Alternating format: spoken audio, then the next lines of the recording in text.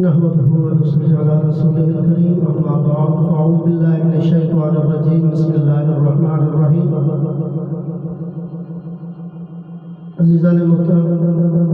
قرآن کی شان بیان کی جاتی ہے۔ سماعت فرمائیں، پڑھ لو قرآن، سارا ہر صحیفہ پھول ہے، ہر ورق تے ہر صفحے تے آپ دی صفت و ثنا،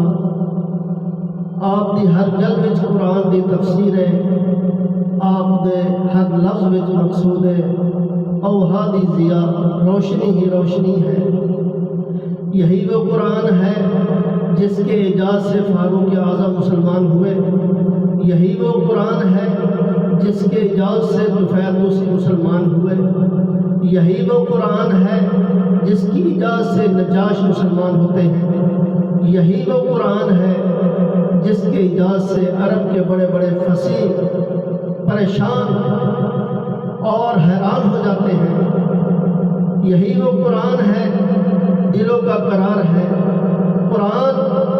ہماری جانوں کی بہار ہے، قرآن کلام کردگار ہے، قرآن قطب سماویہ میں شہکار ہے، قرآن خود بھی شان والا، قرآن جس رات میں آیا وہ رات شان والی، قرآن جس ساتھ میں آیا وہ ساتھ شان والی، جس رسول پر آیا وہ رسول شان والا، قرآن وہ جو فرشتہ لایا وہ فرشتہ شان والا، وہ قرآن جس غار میں آیا وہ غار شان والی، وہ قرآن جس گھر میں آیا وہ گھر شان والا،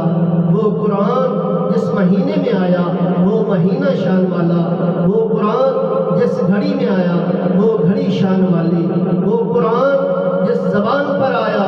وہ زبان شان والی، وہ قرآن جس دل میں آیا وہ دل شان والا۔ جب یہ قرآن پاک کو محبت سے، پیار سے، الفت سے اس کو پڑھا جائے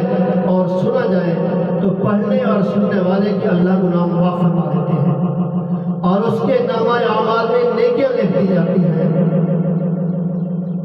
سامان بخشوں کا ہے قرآن پاک میں،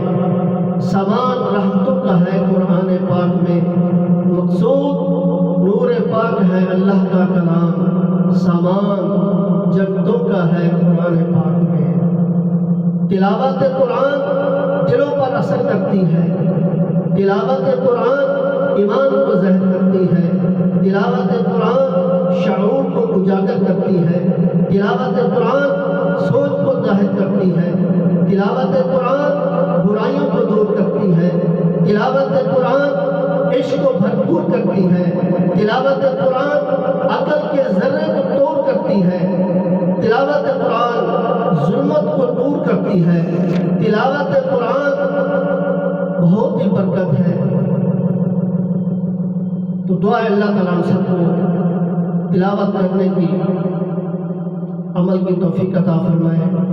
سننے سنانے پر اللہ عمل کی توفیق عطا فرمائے، سب کو اللہ پڑھنے کی توفیق عطا فرمائے، آمین۔ وآخر دعوانا ان الحمد للہ رب العالمین۔